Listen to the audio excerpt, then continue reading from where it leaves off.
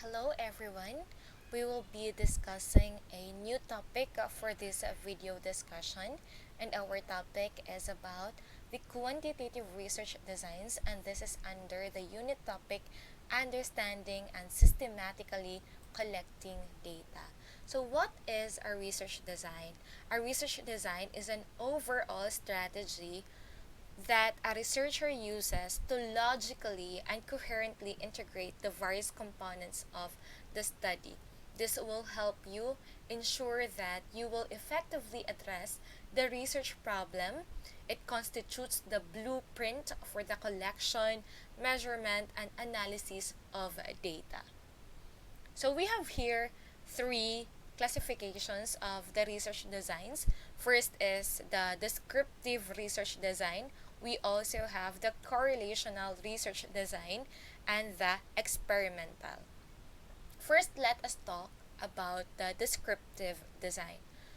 So you will be using descriptive design if you want to observe and report on a certain phenomenon, a type of behavior, or trait as it takes place or manifests. So the researcher achieves this objective by using rating skills and other means to measure the variables as they occur. So you might be thinking that if it is descriptive, it should be qualitative. But as mentioned, you can still achieve your objective in the descriptive design by using a questionnaire which have its rating skills. So you might have already answered this type of questionnaire when there is a statement, and you will be rating your answer from 5 to 1, in which 5 is the highest value or 1 is the lowest value. One limitation of the descriptive research design is its inability to establish causal relationship. That is, one variable cannot be claimed as the cause of another variable. This is why the descriptive research design is used when little is known about a topic or when the study is exploratory in nature. So we are not trying to establish or to get the causal relationship or the cause and effect relationship in the descriptive research design. Okay, next design is we have the correlational design. You will be using this design if your aim is to determine the extent of relationship between two or more variable.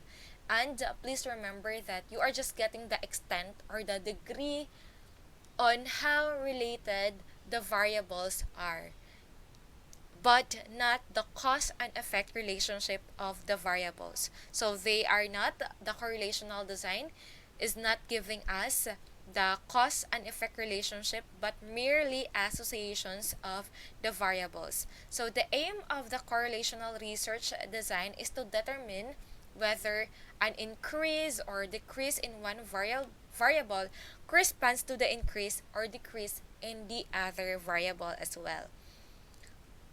Like the descriptive design, there is no experimental manipulation in the correlational research design.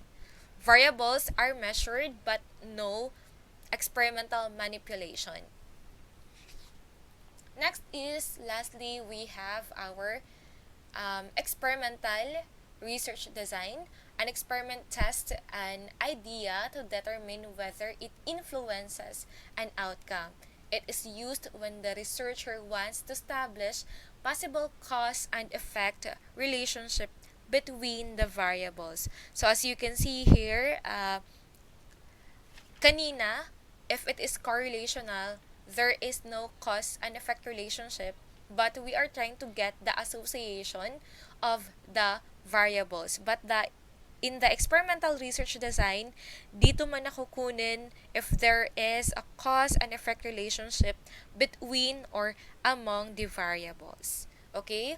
And these research designs also have their types. In the descriptive research design, we have three types, but we will be focusing only on the survey research design since this will be probably, this is the design that you will be using in your study. But let me introduce to you as well what are the other types of the descriptive research design. First is you have the observational methods. This is used when you want to document and describe animal and human behavior in a natural or artificial environment. And then next one is the case studies, involves an in-depth study of an individual or a small group of individuals. And lastly, we have the survey research designs, involves administering a survey to a sample or the entire population of people to describe the attributes, opinions, behaviors, or characteristics of the population. And the survey research designs also have its type as well. So we have two types for the survey design. First is the cross-sectional survey is used when the researcher collects data at one point in time. The purpose is to examine current attitudes, beliefs, opinions, or practices. Let us say, for example, you would want to know what is the opinion of the participants on a certain political issue. So, you will be conducting that survey one time only. You will not be repeating that survey, but as the name itself, the definition, it says that you are going to collect at one point in time. So, ito yung mga most common surveys na ginagawa ng mga researchers. So, you will be using this one if you want to compare two or more groups in terms of attitudes, beliefs, opinions, or practices, or if you want to evaluate a program. Let's say, for example, you have attended a certain seminar. Tapos, after the seminar, you will be given a survey for them to know what points to be improved or what needs to be changed in the near future. So, these survey research designs, you will be using it when you want to describe trends, determine individual opinions about a policy issues, identifying important beliefs and attitudes of individuals. The next one is the longitudinal survey design. It involves the survey procedure of collecting data about trends with the same population but might change in cohort group or subpopulation or changes in a panel group of the same individuals over time. So, unlike the cross-sectional survey, the cross-sectional is only conducted one point in a time, but the longitudinal survey, it could be conducted in two or more time, point in a time. And you can change also your population, the subpopulation as well, for you to really get the consistency or might be the difference of the data based on who are the participants of the study or when you conducted the study. So, these are the examples of descriptive research. First, you have here a description of how second grade students spend their time during summer vacation. So, that is under descriptive. A description of the tobacco use habits of teenagers. A description of how parents feel about the 12-month school year. A description of the attitudes of scientists regarding global warming. Another example, a sample research title in the descriptive is Assessing Nurses' Attitudes Toward Death and Caring for Dying Patients in a Comprehensive Cancer Center. So, again, your goal in the descriptive research is to observe and report on a certain phenomenon, and the variables are measured as they occur, but there is no experimental manipulation used in this design. What are the data collection techniques? If it is descriptive, it could be questionnaires with the rating scales or the observation. Alright. The next one, we'll be giving an example of the correlational research. But before that, let me furthermore explain the correlational research. Dito in the correlational research, as I've mentioned kanina, we are trying to get the relationship and the association of the variables, but we are not looking into the cause and effect relationship of these variables.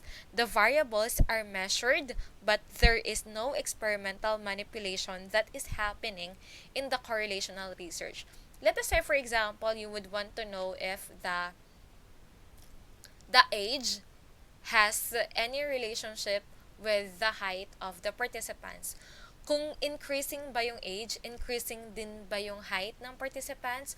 Or if it is increasing, decreasing ba yung height ng participants? So that kind of relationship. We are looking into the linear relationship of the variables. If one increases, would it be possible that the other variable increases as well? Or if one decreases, the other variable decreases? Or pwedeng vice versa, if the other increase, the other might decrease, or the other variable decreases, the other variable might increase as well. So that is about the correlational research. So the data collection technique that you may use in the correlational is questionnaire. You may also have the test and observation as well. We have here that examples of correlational research. First is the relationship between intelligence and self-esteem. So we are not getting if the intelligence can cause the changes on the self-esteem of the participants, but we are just getting the relationship of these variables. Next one is the relationships between the types of activities used in math classrooms and student achievement, and then the relationship between diet and anxiety. Alright. Now, let us proceed with the last type of research design, which is the experimental research design. We have two types. First is the true experiments, and the second one is the quasi-experiments. So, as you can see here sa baba, merong formula na binigay, but do not worry because you are not going to solve any mathematical problem in this type. In true experiments, the researcher randomly assigns participants to different conditions of the experimental variable. On the other hand, in the quasi-experiments, it include assignment but not random assignment of participants to group. So let us go into the formula. So EG stands for the experimental group or the treatment group. CG stands for control group or the non-treatment group.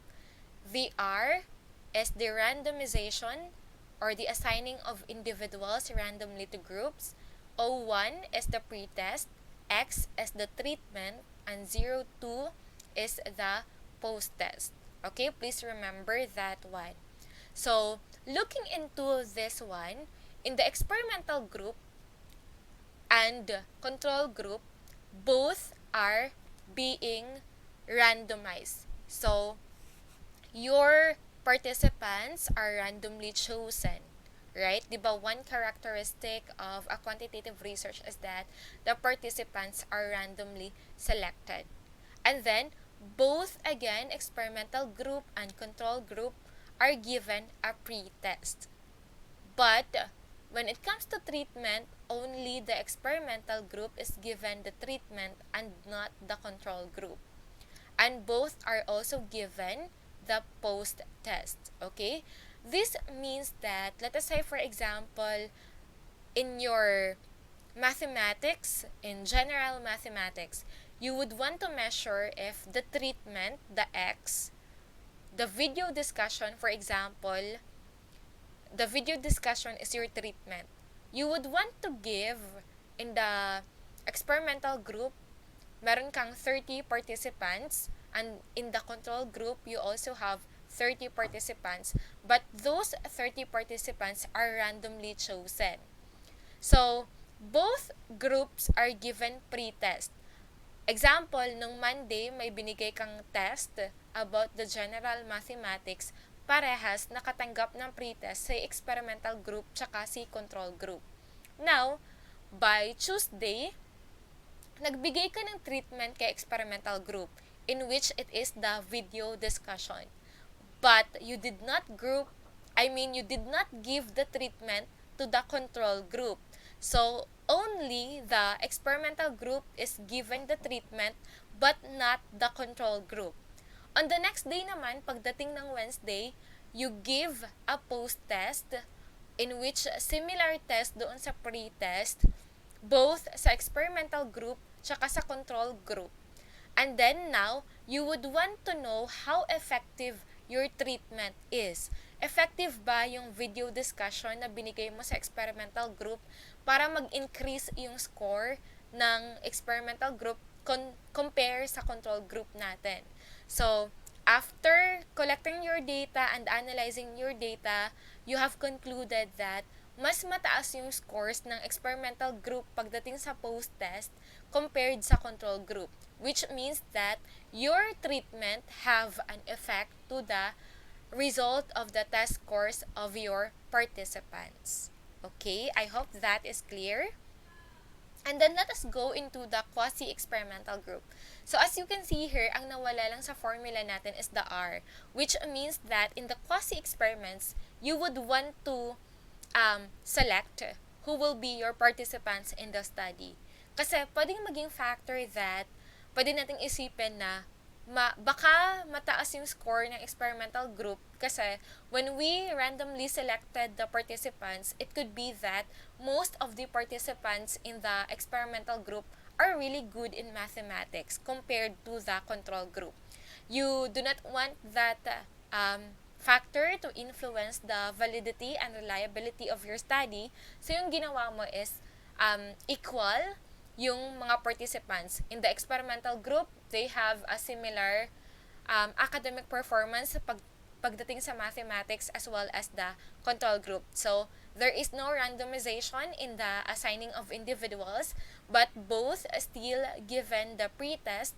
Only the experimental group is given the treatment or the video discussion, and then both are given again the post-test. So once you have gathered your data, analyzed your data, you have concluded that still the experimental group have a higher score compared to the control group, which means that the video discussion or the treatment is effective and it has an effect to the result of the test scores of the participants. Alright, so an example of experimental research is the effect of teaching with a cooperative group strategy or a traditional lecture approach on students' achievement. Another one is a comparison of the effect of personalized instruction versus traditional instruction on computational skill. So those are just a few of the many examples for the research designs, and I hope that you were able to understand and comprehend our topic for this video. Again, we have the descriptive research design, correlational research design, and experimental research design. Okay, so that's it for this video discussion. Thank you so much. I hope that you learned something about this video. See you in our next video.